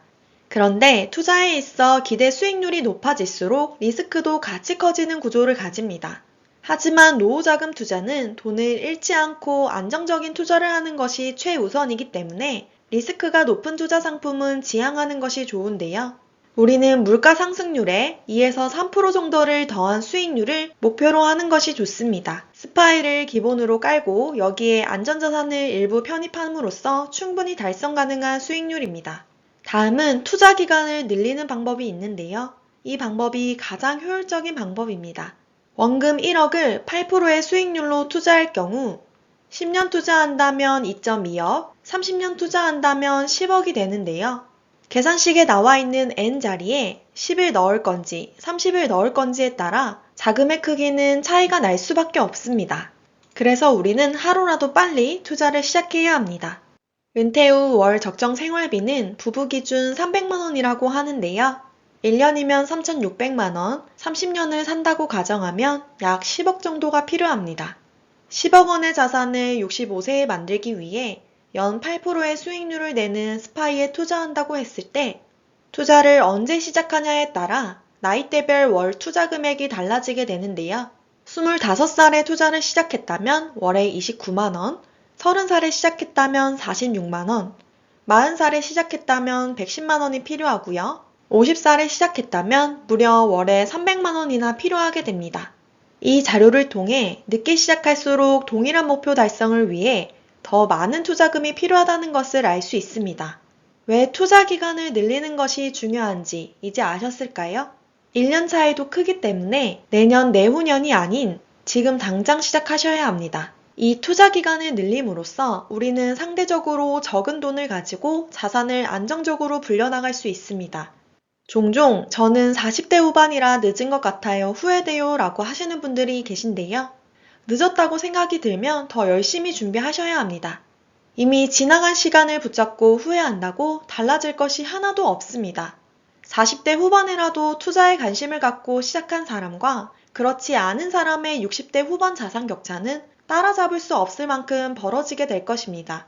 만약 미리 노후 준비를 하지 않고 50대 후반, 60대 은퇴 후에 노후 자금을 준비하려면 조급한 마음에 큰 실수를 하기 쉽습니다. 급하게 창업하다가 망할 수도 있고요. 혹하는 마음에 지인에게 사기를 당할 수도 있습니다. 그리고 어떻게 좀 크게 돈을 불려보려다가 투자 실패를 맛볼 수도 있고요. 정말 잘못하다간 그간 힘들게 모아둔 자산을 날릴 수도 있는 거죠. 우리는 이런 방법 말고요. 한시라도 빨리 투자를 시작해서 자산 소득을 늘리는 것에 집중하셔야 합니다. 초반의 성과는 미미할지라도 굴리면 굴릴수록 수익률이 기하급수적으로 증가하게 됩니다. 물론 소비를 줄이고 소득을 늘리고 투자를 하는 과정이 쉽지만은 않습니다. 하지만 그렇다고 해서 못 참을 정도의 큰 고통도 아닙니다. 그 정도로 할 필요도 없습니다. 올바른 자산 투자로 누구나 마음 편하게 충분히 노후 준비를 할 수 있습니다. 저는 제 영상을 보시는 분들 중에 아직까지 노후 준비를 시작하지 않으셨다면 꼭 시작하셨으면 좋겠습니다. 도저히 어디서부터 어떻게 시작해야 될지 모르겠다. 기초적인 내용부터 조금 더 자세히 공부하고 싶다는 분들을 위해서 제가 노후 준비 관련 전자책도 만들었는데요. 정말 많은 분들께서 제 책을 읽고 용기를 내서 시작하고 있다고 감사하다고 말씀을 해주시고 있습니다. 저는 그런 얘기를 들을 때마다 정말 너무너무 뿌듯하고 행복하더라고요. 여러분들도 충분히 할 수 있습니다. 우리나라는 노인 빈곤율 1위 국가죠. 갈수록 취업 시기는 늦어지고 있는데 은퇴 후 살아가야 하는 기간은 늘어나고 있습니다. 그만큼 노후를 준비할 수 있는 기간도 짧아지고 있는 것인데요. KB 골든라이프 보고서에 따르면 희망하는 은퇴 나이는 65세지만 실제로 은퇴하는 나이는 평균 55세라고 합니다. 즉, 은퇴 나이가 10살이나 빠른 것인데요. 현재 정부에서도 대책이 없으니 개인연금 지원을 늘리며 알아서 노후 준비하기를 부추기고 있습니다. 그런데 아직 절반 이상이 노후 준비를 시작도 못하셨고요. 노후 준비가 잘 되어 있다고 응답한 비율은 16%밖에 되지 않습니다. 이렇다 보니 주변에서 딱히 노후 준비를 안 하니까 나도 그때 가면 어떻게든 되겠지라는 안일한 생각을 하시는 분들이 많아요. 하지만 이 세상 누구나 은퇴하고 늙습니다. 노후에 가서 후회하기 싫다면 지금 당장 시작하는 것이 좋겠죠. 우리나라는 저출산과 초고령화 시대가 가속화되고 있습니다. 이 말은즉슨 연금을 받는 사람은 늘어나는데 내는 사람은 줄어든다는 말이기도 하죠. 그래서 앞으로는 국민연금을 더 내고 덜 받고 늦게 받게 됩니다. 이러한 상황에서 국민연금에만 의지하고 있으면 안 되겠죠. 정말 각자 도생이 필요한 시점인데요. 우리는 국민연금에 의지할 것이 아니라 개인연금의 비중을 늘리도록 노력해야 합니다. 핵심은 자산소득을 만드는 것인데요. 부동산 실거주 한 채의 경우 깔고 앉은 자산이기 때문에 자산소득에 해당되지 않습니다. 월세나 배당소득, 연금소득처럼 월에 현금 흐름을 창출할 수 있는 자산소득에 초점을 두셔야 합니다. 노후생활 부문별 중요도에서 가장 중요하다고 응답한 것은 건강, 그 다음은 경제력이라고 응답했는데요. 저 역시 돈도 중요하지만 건강도 참 중요하다고 생각합니다. 그런데 이처럼 건강관리를 하려면 시간도 확보해야겠죠. 삶이 안정되고 여유가 있어야 건강관리도 할 수 있습니다. 내가 당장 먹고 살기 바쁘다면 건강관리도 따로 할 수 없습니다. 그래서 우리는 하루라도 빨리 연금계좌에서 마음 편한 우량 ETF 투자를 시작하셔야 합니다. 일찍 시작할수록 노후 준비가 수월해지고요. 큰 에너지나 시간을 소모할 필요가 없습니다. 이렇게 아낀 시간으로 건강관리하고 가족과 시간 보내고 내 여가생활 즐기시면 됩니다. 저는 넉넉한 노후 자금이 있으신 분이 건강할 확률도 높다고 생각하는데요. 경제적으로 여유가 있으면 건강한 식단을 챙길 수 있고요. 돈 때문에 오는 큰 스트레스가 없고 힘든 노동을 굳이 하지 않아도 됩니다. 그리고 일을 해야 하는 시간에 운동도 할 수 있으니 건강할 확률도 더 올라간다고 생각합니다. 저는 20대 중반부터 개인연금과 국민연금을 불입하기 시작했고 작년부터는 개인연금 최대 납입 한도인 1,800만 원을 꽉 채워서 투자를 하고 있습니다. 만약 여러분들도 자금의 여유가 되신다면 연간 최대 납입 한도인 1,800만 원을 꽉 채워서 투자하시기를 추천드립니다. 그렇게 잘 굴리다가 만약 돈이 필요하다면 세액공제 받지 않은 원금에 대해서는 언제든지 비과세로 인출하실 수 있습니다. 저는 보시는 것처럼 급등주나 테마주 이런 종목을 매수하지 않습니다. S&P 500이나 나스닥과 같은 마음 편한 인덱스 ETF에만 투자하고 있는데요. 이렇게만 하고 있는데도 수익률이 굉장히 만족스럽습니다. 물론 하락장에는 수익률이 마이너스가 되기도 했지만 저는 이때도 주식을 한 주도 팔지 않았고요. 자본시장에 대한 믿음을 가지고 계속 모아가기만 했습니다. 그랬기 때문에 지금과 같은 대세 상승장을 온전히 누릴 수 있었습니다. 저는 제 은퇴 후의 삶이 정말 기대가 됩니다. 매달 모으는 이 자산들이 앞으로 얼마나 더 커질지도 궁금하고요. 여러분들도 지금 자신의 노후를 한번 떠올려 보시길 바랍니다. 만약 두렵고 답답한 마음이 든다면 지금 당장 시작하셔야 할 때입니다. 똑재와 함께 하루라도 빨리 자산시장에 올라타서 마음 편한 ETF 투자 해보자고요. 혹시 도움이 필요하신 분들은 똑재전자책 고정 댓글 참고해주세요. 여러분도 한 번쯤 평생 돈 걱정 없이 살고 싶다 라고 생각해 보신 적 있으시죠? 매번 열심히 일을 하고는 있지만 노후 준비는 막막하기만 하고 물가는 계속 올라가니 미래가 불안해지는 게 현실입니다. 오늘은 이런 걱정을 덜어줄 평생 돈 걱정 없이 살 수 있는 4가지 필수 계좌를 소개해 드리려고 하는데요. 이 계좌들만 잘 활용해도 세금 절약은 물론이고 안정적인 노후 준비까지 가능하니 꼭 끝까지 시청해 주세요. 그리고 영상 마지막에는 푸짐한 이벤트도 소개해 드릴 예정이니 기대 부탁드립니다.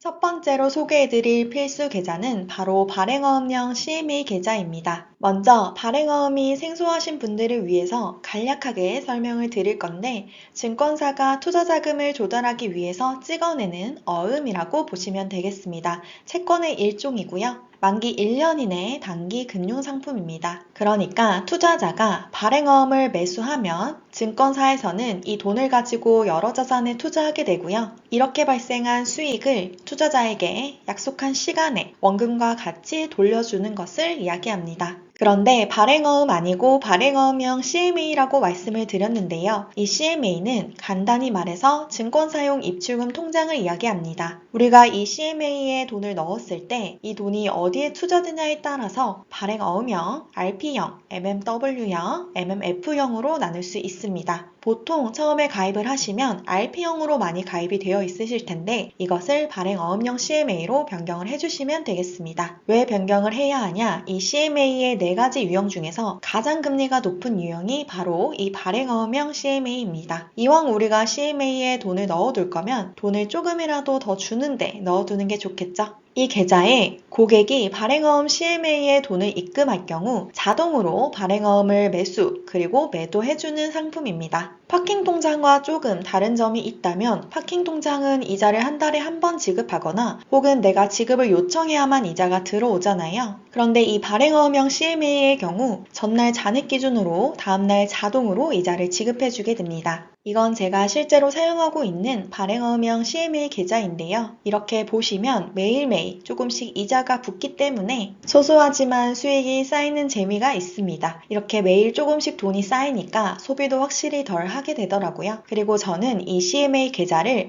체크카드와 연결하여 생활비 통장으로도 이용을 하고 있습니다. 그냥 일반 입출금 통장에 돈을 넣어두면 이자가 정말 몇 원씩 이렇게 붙는데요. CMA 계좌에 넣어두고 체크카드로 이용해서 이렇게 생활비를 사용하면 조금이라도 더 이자를 받을 수가 있습니다. 제가 이 발행어음형 CMA에 관해서는 지난번에 자세히 다룬 영상이 있기 때문에 오늘은 간단히 장점만 보고 넘어가도록 하겠습니다. 일단 입출금이 자유롭고요. 별다른 가입 조건이 없습니다. 예적금 특판 같은 경우에는 여러 가지 조건들이 붙죠. 그런데 그런 게 하나도 없고요. 은행보다는 높은 수익률을 지급해줍니다. 그리고 앞에서 보셨다시피 매일 이자를 지급하기 때문에 이자에 이자가 붙는 일복리 효과를 누리실 수가 있고요. 가입 금액의 상한선 또한 없습니다. 내가 넣고 싶은 만큼 넣어두면 되고요. 발행어음형 CMA를 수시식으로 자유롭게 입출금할 수 있는 것도 있지만 이렇게 일 단위로 만기를 지정해서도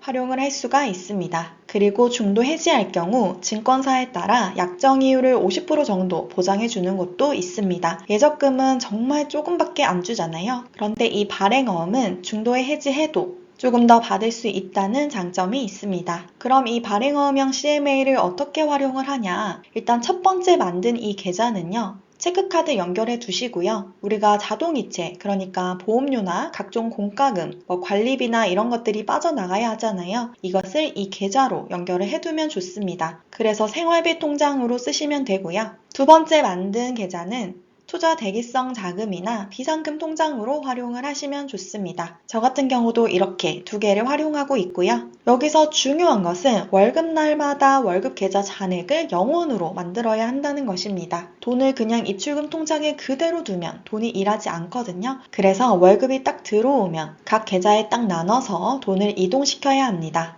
즉 우리는 단돈 100원이라도 놀지 않고 돈을 벌어 오도록 일을 계속해서 시켜야겠죠. 두 번째 필수 계좌는 바로 ISA 계좌입니다. 제가 이 ISA 계좌는 제 채널에도 정말 좋은 영상들이 많이 있으니까 아직 안 보신 분들은 꼭 보셔서 공부를 하시고요. 오늘은 포인트 되는 내용만 찝어서 알아보도록 하겠습니다. ISA 계좌, 이제 너무나도 잘 아시죠? 개인종합자산관리계좌고요. 정부에서 개인자산의 형성을 돕기 위해 도입한 제도입니다. 날이 갈수록 계속해서 좋아지고 있죠. 하나의 계좌에서 정말 다양한 금융상품에 투자하고 또 다양한 세제 혜택을 받을 수 있기 때문에 만능통장이라고도 불리고 있습니다. 간략한 주요 내용들을 살펴보시면 우선 가입 자격은 만 19세 이상 거주자면 누구나 만드실 수가 있고요. 1인당 1개의 계좌만 현재까지 개설이 가능합니다. 그리고 납입 한도는 연간 최대 2천만 원씩, 5년간 최대 1억 원까지 납입이 가능하고요. 납입 한도는 2월이 가능합니다. 그러니까 내가 만약 올해 2천만 원 넣지 않았다면 내년 2천만 원을 더해서 총 4천만 원을 넣을 수가 있는 거죠. 그리고 세제 혜택을 받을 수 있는 의무적으로 지켜야 할 가입 기간은 3년입니다. 추가로 계좌 만기가 다가오면 만기도 연장하실 수가 있습니다. 그리고 중요한 거 세제 혜택이죠. 계좌 내 손익통산 후, 그러니까 계좌 내 손익과 손실을 모두 반영하여 최종적으로 순수익에 대해서 최대 200만 원까지 비과세를 해줍니다. 그리고 소득에 따라서 서민형의 경우 400만 원까지 비과세를 해줍니다. 굉장히 좋죠. 그리고 만약 이 비과세 한도를 초과하는 수익에 대해서는 9.9% 분리과세를 하게 되고요. 이때 이렇게 발생한 이런 운용 수익, 매매 차익들은 계좌 만기 시까지 과세가 이연되어 재투자 효과를 볼 수가 있습니다. 그리고 계좌가 만기된 다음 이 일정 기간 내에, 그러니까 60일 이내에 연금계좌로 이 자금을 이전할 경우 추가로 세액공제 혜택을 받으실 수가 있습니다. 또한 내가 중간에 돈이 필요해서 중도 인출을 원할 경우 납입 원금에 대해서 자유롭게 인출이 가능하고요. 만약 원금을 초과할 경우에는 중도 해지로 간주하여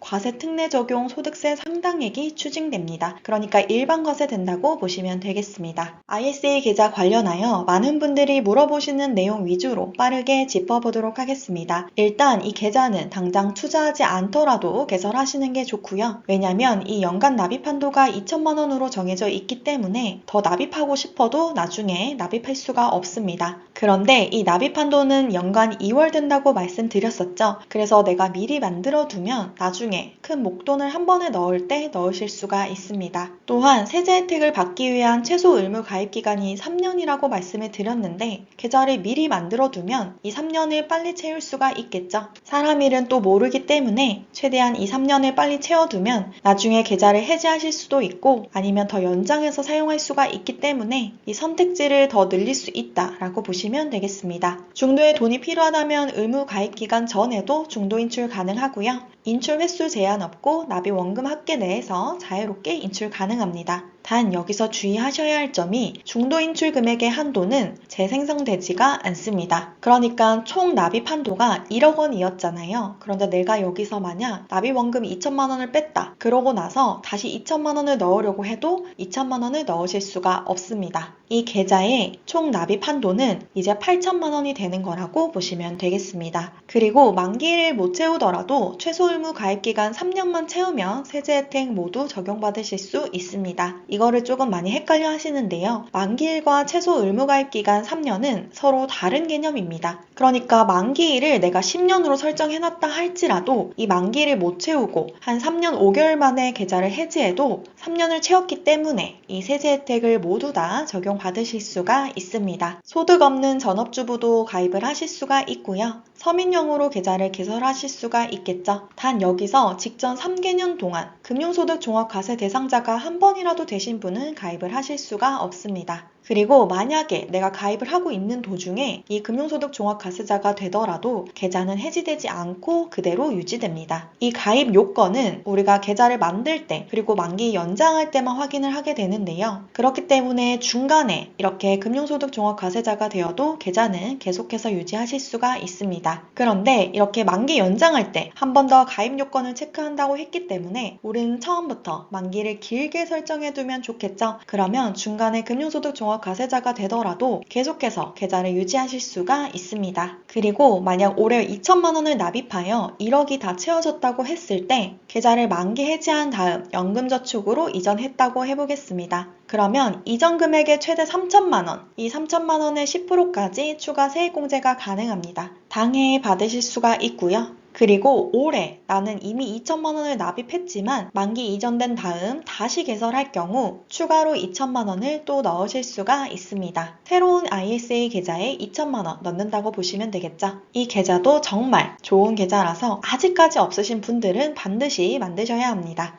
세 번째 필수 계좌는 IRP 계좌고요. 네 번째는 연금저축펀드 계좌입니다. 이 두 가지를 통칭해서 보통 개인연금 계좌라고 불리는데요. 이 연금 계좌는 노후 대비를 위해 가장 기본이 되는 계좌 중 하나죠. 특히 장기적인 노후 자산 마련에 정말 최적화되어 있다고 볼 수가 있습니다. 왜 이렇게 좋은 계좌인지 각 단계별로 알아보도록 할 건데요. 먼저 납입 단계에서는 세액공제 혜택이 주어집니다. 매년 납입 금액의 일정 금액에 대해서 연봉에 따라 13.2에서 16.5%까지 세액공제 혜택을 받으실 수가 있습니다. 이 연금계좌 같은 경우는 매달 일정 금액을 저축하면서도 세금을 아낄 수가 있죠. 즉 나를 위해서 노후자산을 모아가는데 여기에 세제 혜택까지 있다는 것입니다. 예를 들어 연봉 5,500만 원 이하 직장인이 연금계좌에 올해 총 900만 원을 납입했다면 약 148만 원의 세금을 돌려받을 수가 있습니다. 다음은 운용 단계인데요. 우리가 연금저축계좌에 돈을 납입하여 운용을 할 거잖아요. 이 운용 기간 동안에 발생하는 수익에 대해서 과세가 이연됩니다. 그러니까 내가 일반 계좌에서 투자를 했다면 수익이 발생할 때마다 세금을 내야 하지만 이 연금저축 계좌에서는 내가 나중에 수령하는 단계까지 과세가 이연되기 때문에 이렇게 세금으로 낼 돈을 모두 다 재투자한다면 장기적으로 봤을 때 정말 더 큰 자산을 형성할 수가 있습니다. 마지막으로 수령 단계인데요. 우리가 그동안 투자를 잘해서 불어난 돈을 한 푼이라도 더 받으려면 최대한 세금을 아끼는 것이 필요하죠. 이 연금 계좌에서 나중에 연금 형태로 수령하게 되면 3.3에서 5.5% 저율로 과세가 적용됩니다. 또한 퇴직금도 연금으로 수령하게 되면 퇴직소득세도 감면받을 수가 있는데요. 이렇게 세금 부담을 정말 최소화할 수가 있죠. 이처럼 개인연금 계좌는 납입부터 운용, 수령에 이르기까지 정말 전 과정에서 세제 혜택을 제공하고 있고요. 그렇기 때문에 장기적인 노후 자산 마련에 정말 최적화가 되어 있습니다. 매년 납입하는 금액에 대해서 세액공제 혜택 받고 세금을 한 푼도 내지 않고 몇십 년 동안 잘 운용하다가 마지막에 수령할 때는 정말 낮은 세율로 연금까지 수령할 수 있으니 이보다 노후준비 계좌로 좋은 게 있을까요? 근데 세상에는 공짜가 없는데 이렇게 많은 세제 혜택을 주는 이유는 정부가 국민 개개인이 스스로 노후 준비를 하도록 유도하기 위해서입니다. 초고령화 사회로 진입하면서 노후 빈곤 문제가 정말 심각해지고 있는데요. 이를 해결하기 위한 방안으로 개인이 자발적으로 이러한 노후 자산을 마련할 수 있도록 장려하는 것이라고 볼 수가 있겠죠. 그렇기 때문에 우리는 이를 잘 활용해서 자산을 불려나가야만 합니다. 자, 그럼 마지막으로 종합하여 4개 계좌를 어떻게 활용하면 좋을지 알아보도록 하겠습니다. 매달 이렇게 월급이 들어올 건데요. 월급날 가장 중요한 것은 바로 월급 통장 잔액을 0원으로 만드는 것입니다. 우리는 이 월급으로 내가 일을 하지 않아도 돈을 벌어오는 시스템을 만들어야 하는데요. 우측에 보이시는 이 5개의 계좌로 나누어 보내면서 여러분의 자산이 제대로 일하도록 만들어야 합니다. 먼저 첫 번째 CMA 1번 계좌로 생활비, 용돈 통장 쓰시고요. 체크카드 연결해서 평상시에 사용하시면 되겠습니다. 그리고 CMA 2번 계좌는 비상금이나 투자대기 자금을 모아두는 용도로 활용하면 되겠고요. 단돈 100원이라도 놀지 않도록 계속 일을 할 수 있게 환경을 만들어야 합니다. 다음은 나의 중기적인 목표와 장기적인 노후 준비를 위해서 ISA 계좌와 연금 계좌로 돈을 옮겨야 하는데요. 내 집 마련이나 결혼 자금과 같은 중기 목돈은 이 ISA 계좌에서 차근차근 준비하시고요. 노후 자산은 연금저축과 IRP 계좌를 통해서 오랜 기간 안정적으로 쌓아가시면 좋습니다. 이 3개 계좌에 돈을 넣은 다음 어떻게 하냐? 나 대신 일을 잘 해줄 우량 ETF에 적립식으로 장기 투자하시면 됩니다. 소득을 계속해서 우상향하는 자산으로 바꿔주는 작업을 하는 거죠. 물론 개별 주식에도 도전해보고 시황 분석하면서 이것저것 해보시는 거 좋지만요. 전문가들도 예측하기 힘든 시장에서 평범한 저희에게는 비효율적인 방법일 수가 있습니다. 제가 생각하는 가장 효율적인 투자 방법은요. 매달 나 대신 일을 해줄 우량 ETF에 적립식 장기 투자하시고요. 남은 시간은 자기계발이나 운동, 독서 등에 쓰는 것입니다. 시간을 내 편으로 만들면 자산은 자연스럽게 불어나게 되어 있고요. 이렇게 작은 씨앗을 꾸준하게 심다 보면 언젠가 우리가 바라는 경제적 자유와 풍족한 노후에 도달할 수 있습니다. 그러니까 오늘 이 영상을 보고 계신 분들 중에서 아직 이 4개 계좌가 없다 하시는 분들은 오늘 당장 만드시길 추천드립니다. 매일 돈을 벌어오는 재미를 느껴보셨으면 좋겠습니다. 뭐든지 행동하는 사람만이 부자가 될 수 있습니다. 여러분은 여러분의 은퇴 후의 삶을 상상해 보신 적이 있으신가요? 많은 분들이 퇴직 후에는 시간도 많아지고 경제적으로도 여유로운 생활을 기대하지만 실제 은퇴자들의 이야기는 조금 다릅니다. 대부분의 은퇴자들은 이렇게 이야기합니다. 그때 그걸 알았더라면 내 삶이 달라졌을 텐데. 우리는 미래를 직접 들여다볼 수는 없지만 이미 그 길을 걸어간 사람들의 이야기를 통해서 그들의 후회와 교훈을 배울 수가 있습니다. 그래서 오늘은 직장인 은퇴자들이 가장 후회한다고 말한 6가지에 대해서 이야기를 나눠보도록 하겠습니다. 오늘 영상을 보시고 여러분들은 은퇴 후에 후회하지 않도록 지금부터라도 준비를 잘 하셨으면 좋겠습니다. 직장인 은퇴자들이 가장 많이 후회하는 첫 번째는 바로 개인연금에 더 관심을 가질 걸입니다. 아무래도 은퇴 후에 가장 아쉬운 건 매달 받던 월급이 끊기는 것이 아닐까 싶은데요. 이때 연금이 월급 자리를 대신해 은퇴 후에 가장 중요한 수입원 역할을 하게 됩니다. 하지만 많은 분들이 이를 미리 준비하지 못한 것을 후회하고 있습니다. 실제로 은퇴 예정자들은 노후 생활비 65.6%를 각종 연금으로 충당할 예정이라고 답했는데요. 그 중에서도 국민연금의 비중이 38.5%로 가장 높았습니다. 하지만 2024년 기준 부부가 함께 국민연금을 받는다고 해도 약 120만 원 정도 수준인데요. 특히 여성 수급자의 경우 더 낮은 금액에 머무르는 경우가 많습니다. 아무래도 전업주부는 국민연금 의무가입 대상이 아니기 때문에 연금 수령액이 적거나 아예 없는 경우도 많기 때문이죠. KB 보고서에 따르면 부부 기준으로 노후 최소 생활비는 251만 원, 노후 적정 생활비는 369만 원이라고 조사되었는데요. 이 금액을 기준으로 국민연금으로 충당되는 금액은 약 20에서 30%에 그칩니다. 이런 상황에서 국민연금만으로는 노후가 충분하지 않기 때문에 개인연금이 필수적인데요. 하지만 현실적으로 개인연금 준비도 부족한 경우가 많습니다. 공적연금의 경우는 대부분의 가구가 보유를 하고 있지만 개인연금의 경우는 39%에 불과한데요. 이는 많은 사람들이 개인연금의 필요성을 인식하지 못하거나 준비하지 않음을 보여주고 있습니다. 게다가 오로지 공적연금만 보유하고 있는 연금 취약 가구도 2018년 대비 크게 증가하였습니다. 그래도 약 39%의 가구에서 개인연금을 보유하고 있다고는 하지만 직장인 가구의 개인연금 평균 적립액 규모를 보시면 약 3,295만 원인데요. 월 250만 원씩 생활비를 사용한다면 1년치가 겨우 넘는 생활비 정도의 수준입니다. 개인연금을 가지고는 있지만 보유 액수가 크지 않다는 것을 볼 수가 있죠. 왜 이렇게 적립된 금액이 작냐? 현실은 응답자 절반이 아직 노후 준비를 시작도 못했다고 답하고 있고요. 노후를 위한 경제적 준비를 시작한 시기가 평균 45살이라고 합니다. 주된 일자리의 평균 은퇴 연령이 49세니까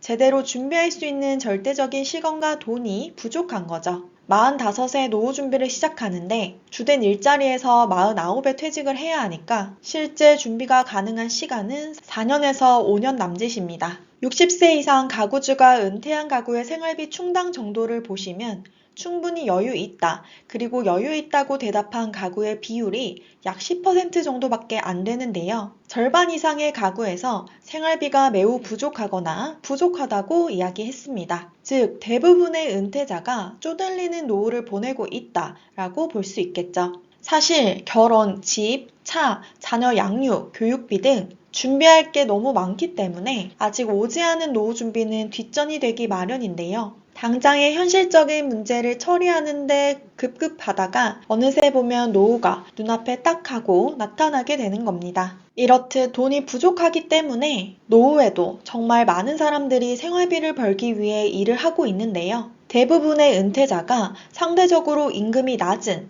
단순 노무직이나 판매, 서비스 종사자로 일하고 있습니다. 고령층 인구가 지속적으로 증가함에 따라 고령층 인구의 고용률도 계속해서 올라가고 있는 것을 볼 수가 있죠. 은퇴를 하고 싶어도 노후 준비 부족으로 은퇴를 할 수 없는, 그래서 전 세계적으로 가장 오래 일하는 나라가 바로 한국이기도 합니다. 몇십 년을 정말 열심히 살았을 뿐인데 나이를 먹어서도 일을 해야 한다는 게 정말 서글픈 현실이죠. 반면 개인연금을 보유한 가구는 그렇지 않은 가구에 비해서 노후 생활에 대해 더 긍정적인 태도를 보이는 경우가 많았는데요. 실제 조사에 따르면 개인연금 보유 가구 상당수가 은퇴 후 생활이 안정적일 것이라고 답했다고 합니다. 그리고 생활비가 충분히 여유 있다 라고 대답한 사람들의 생활비 마련 방법을 한번 보시면요. 주된 생활비 마련 방법은 국민연금 등과 같은 공적연금, 그리고 그 다음은 바로 사적연금입니다. 여기서 한 가지 눈여겨봐야 할 점은 생활비가 여유 있다고 대답한 사람과 생활비가 충분히 여유 있다고 대답한 사람 간의 생활비 마련 방법의 가장 큰 차이는 바로 개인 저축액 또는 사적연금이라고 볼 수가 있는데요. 여유 있다고 대답한 사람보다 충분히 여유 있다고 대답한 사람의 사적연금 비율이 2배 이상 월등히 높은 것을 볼 수가 있습니다. 즉, 우리는 여기서 여유로운 노후 생활을 보내기 위해서는 개인의 금융자산과 사적연금을 높여야 한다는 결론을 얻어볼 수가 있는 거죠. 또한 금융자산의 비중이 높을수록 노후 준비 상황이 더 좋다는 것을 알 수가 있는데요. 노후 준비가 아주 잘 되어 있다고 대답한 비수도권의 자산 규모와 잘 되어 있다고 대답한 수도권의 자산 규모를 보시면 비수도권 가구의 전체 자산이 더 적은 것을 볼 수가 있죠. 하지만 금융자산은 오히려 잘 되어 있다고 대답한 수도권 가구보다 4천만 원 가량 더 많은 것을 볼 수가 있습니다. 즉, 금융자산의 비중이 높을수록 노후 준비 상황이 더 좋다. 그리고 심리적으로도 안정적인 생활이 가능하다라고 볼 수가 있는 거죠. 우리나라에 또 하나 문제점이 있죠. 바로 부동산에 너무 치중된 가계 구조인데요. 전체 자산 중에서 실물 자산, 그러니까 부동산과 같은 실물 자산 비중이 70%가 훌쩍 넘는 것을 볼 수가 있습니다. 게다가 60대 이상에서는 80%까지 넘는 것을 볼 수가 있는데요. 다른 국가와 비교를 해봐도 정말 이렇게까지 실물 자산이 높은 나라는 없죠. 심지어 일본도 금융자산이 더 높은 것을 볼 수가 있습니다. 2023년 우리나라 가구의 평균 총 자산은 5억 2천만 원 정도가 되고요. 가계 부채를 뺀 순자산은 4억 3천만 원이 됩니다. 여기 보시면 2023년보다 오히려 총 자산이 줄어든 것을 볼 수가 있는데 코로나 이후에 급등했던 부동산 가격이 빠지면서 이처럼 자산 규모가 줄어든 것을 볼 수가 있습니다. 즉, 가계 재무 구조가 실물 자산의 영향을 많이 받는다는 것을 알 수가 있죠. 총 자산 중에서 노후에 사용 가능한 금융자산의 규모는 약 1억 4천만 원 정도인데요. 이는 4년치 정도의 생활비로 우리가 은퇴 후에 30년 정도를 살아가기에는 정말 턱없이 부족한 금액입니다. 그런데 어찌됐든 부동산 자산도 내 자산이 아닌가요? 라고 물어보실 수가 있는데요. 우리나라에서 무주택자 비율은 44%이고요. 부동산을 한 채라도 보유한 유주택자는 약 56%입니다. 그런데 이 56% 중에서 1주택자의 비율이 약 74%인데요. 즉, 대부분은 이 부동산 자산에서 발생되는 소득이 없는 깔고 앉은 자산이라는 거죠. 다주택자 같은 경우는 임대를 놔서 월세를 받을 수가 있지만 한 채만 가지고 계신 분들은 대부분 본인이 거주를 하고 계실 텐데 그럼 이 부동산 자산에서 나오는 소득이 전혀 없다는 이야기입니다. 자, 그러면 개인연금에 더 관심 가질 걸 이런 후회를 안 하기 위해서는 어떻게 해야 하냐? 지금 당장 노후 준비 빨리 시작하셔야겠죠. 젊을 때부터 조금씩 꾸준하게 적립금을 늘려 가셔야 합니다. 국민연금은 기본으로 깔고 그 위에 얹을 개인연금, ISA 계좌 관심 가지셔야 하고요. 여기에 세액공제까지 같이 챙기시면 너무 좋겠죠. 그래서 우리는 은퇴 전에 금융자산의 비중을 늘려야만 합니다. 노후 준비는 할 거 다 하고 남는 돈으로 하는 게 절대 아니고요. 조금 덜 쓰고 아껴서 일찍 시작하셔야 합니다. 사실 만약 자녀가 있으신 분들이라면 자식에게 조금이라도 더 해주고 싶은 게 부모 마음인 거 너무나도 잘 아는데요. 하지만 저도 자식된 입장에서 생각을 해보면 부모님이 노후 준비를 끝내두는 것이 진정 자식을 위하는 길입니다. 그러니까 너무 자식한테 올인하지 마시고요. 조금 떼서 노후 준비 바로 시작을 하셔야 합니다. 은퇴자들이 후회하는 두 번째는 바로 주식과 펀드 투자에 더 관심 가질 걸입니다. 아직까지도 많은 분들이 투자에 대한 두려움이나 정보 부족, 투자 지식 부족으로 주식이나 펀드 투자를 꺼려하고 계실 텐데요. 그래서 많은 분들이 원리금 보장형 상품을 선택하고 있는데 이 상품은 원금이 보장되기는 하지만 수익률이 너무나도 낮기 때문에 물가 상승률을 고려하면 실질 수익이 거의 없을 수 있습니다. 제가 지난번에도 말씀드렸다시피 원리금 보장형 상품의 비중이 높을수록 수익률이 떨어지는 것을 보여드렸죠. 특히 갈수록 기대 수명이 늘어남에 따라 은퇴자금 고갈 리스크가 커지고 있는데요. 이런 상황에서 투자는 노후 자산을 키우는데 선택이 아닌 필수가 되고 있습니다. 저축만으로는 이러한 장수 리스크를 감당할 수가 없는 거죠. 앞에서도 보셨다시피 지금 내가 모은 금액은 한 4에서 5년치 정도의 생활비인데 기대 수명이 늘어나면서 30년, 40년을 더 살게 되면 이게 정말 큰일이라는 겁니다. 그래서 실제로 많은 은퇴자분들이 젊었을 때부터 투자를 시작하지 않은 것을 후회하고 있습니다. 그 이유는 은퇴 후에 투자를 시작하려고 하면 겪는 문제들이 너무나도 많기 때문인데요. 투자를 안 하다가 갑자기 목돈을 운용하려고 하면 여러 가지 문제점들이 발생할 수 있습니다.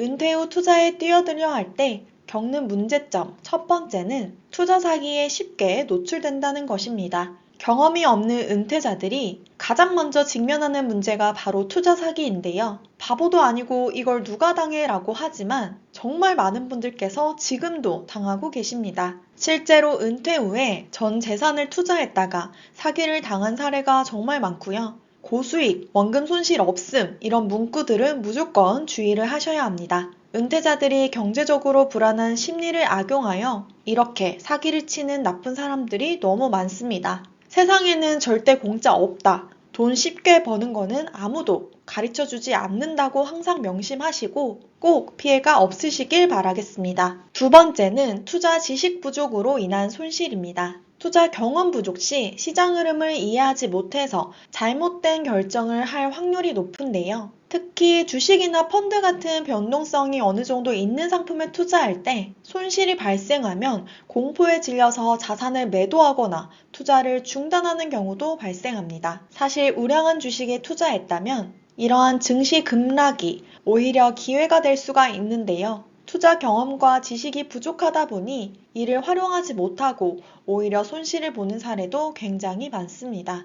은퇴 후에 투자를 하게 되면 겪는 문제점 세 번째는 바로 심리적인 부담과 스트레스입니다.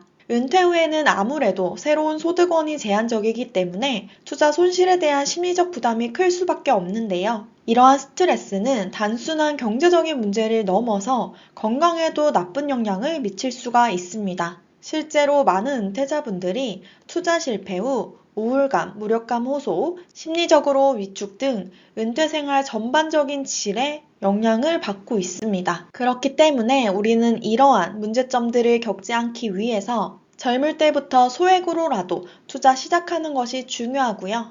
투자 경험을 쌓으면서 시장 흐름을 이해하고 장기적으로 자산을 안정적으로 관리할 수 있는 능력을 키워야만 합니다. 평범한 누구나 물가 상승률을 충분히 상회하면서 은퇴 자산을 안정적으로 불릴 수 있는 방법이 존재하고요.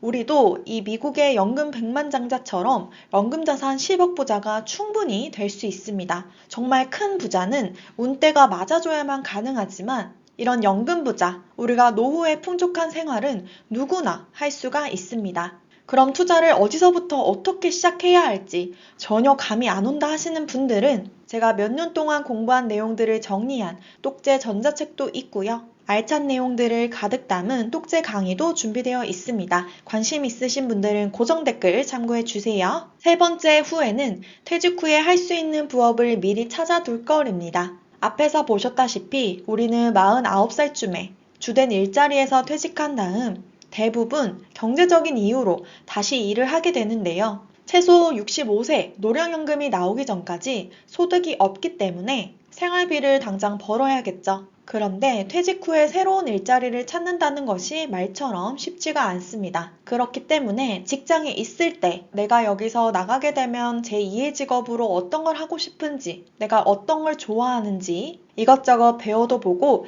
자격증도 따고 미리 생각을 해두시면 좋을 것 같습니다. 이렇게 한 번이라도 생각을 해보신 분과 아무 생각 없이 퇴직한 다음에 찾으려는 분과의 차이는 정말 하늘과 땅 차이니까 여러분들도 가능하다면 직접 경험을 해보시는 걸 추천드립니다. 제가 자료를 찾다 보니까 50대 취득 자격증 탑5, 구인구직이 많은 자격증 탑10이 또 있더라고요. 많은 분들이 준비를 하고 있다는 거니까 정말 뭐부터 해야 될지 모르겠다 하시는 분들은 이 내용을 또 참고하시는 것도 좋겠죠. 네 번째 후에는 재취업, 창업에 도움되는 인맥 만들 걸입니다. 다섯 번째 후에는 취미생활에 필요한 자금 마련해 둘 걸입니다. 은퇴하고 나면 아무래도 시간이 조금 더 남을 수 있겠죠. 그러면 취미나 여가 생활을 하게 될 텐데 이때도 돈이 들게 됩니다. 지금까지 본 후회들을 다 보면 다 돈이 없는 게 문제인 것 같은데요. 우리가 일찍이 투자를 시작해서 노후 자산이 풍부하다면 이러한 후회들은 하지 않게 되겠죠. 정말 보면 볼수록 하루라도 빨리 투자를 시작해야겠다라고 다짐을 하게 됩니다. 마지막 6번째 후회는 꾸준히 운동하며 체력 좀 키워둘 걸입니다. 노후 생활에서 가장 중요한 것은 경제력도 있지만요.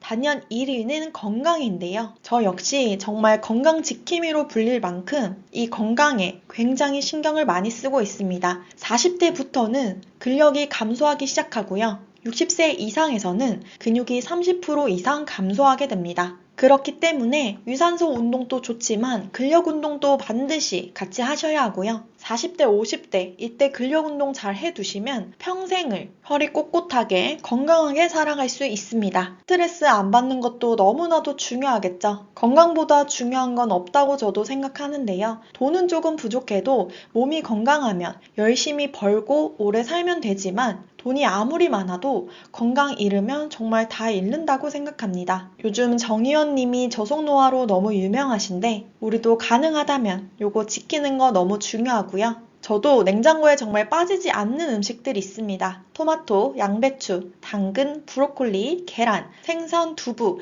너무나도 좋은 음식들이니까 건강하게 식단도 잘 챙겨 드시고 스트레스도 받지 않고 근력 운동 항상 해주시고 제가 앞에서 기대 수명이 계속해서 늘어나고 있다고 말씀을 드렸는데요. 반면 건강 수명, 그러니까 기대 수명에서 질병으로 몸이 아픈 기간을 제외한 건강한 상태로 활동할 수 있는 연수는 크게 늘지 않았습니다. 즉, 요즘 사람들은 옛날보다 정말 더 오래 살지만 몸이 아파서 병원 신세를 지거나 병원에 누워 지내는 시간이 더 늘어났다는 거죠. 이렇게 오래 사는 게 과연 의미가 있을까라는 생각이 들었습니다. 그러니까 우리 투자도 좋고 돈도 좋고 노후 준비 다 해야 하지만 마음 편하게 할 수 있는 방법으로 시스템을 딱 갖춰놓고 남은 시간에는 건강을 위해서 시간을 쓰는 것이 필요합니다. 건강은 자만하는 거 아니잖아요. 건강할 때 우리 모두 지켜서 워렌 버핏처럼 오래 살고 오래 자산을 불려나갔으면 좋겠습니다. 자, 마지막으로 후회 6가지 한 번에 총 정리를 해봤고요. 제가 이렇게 보니까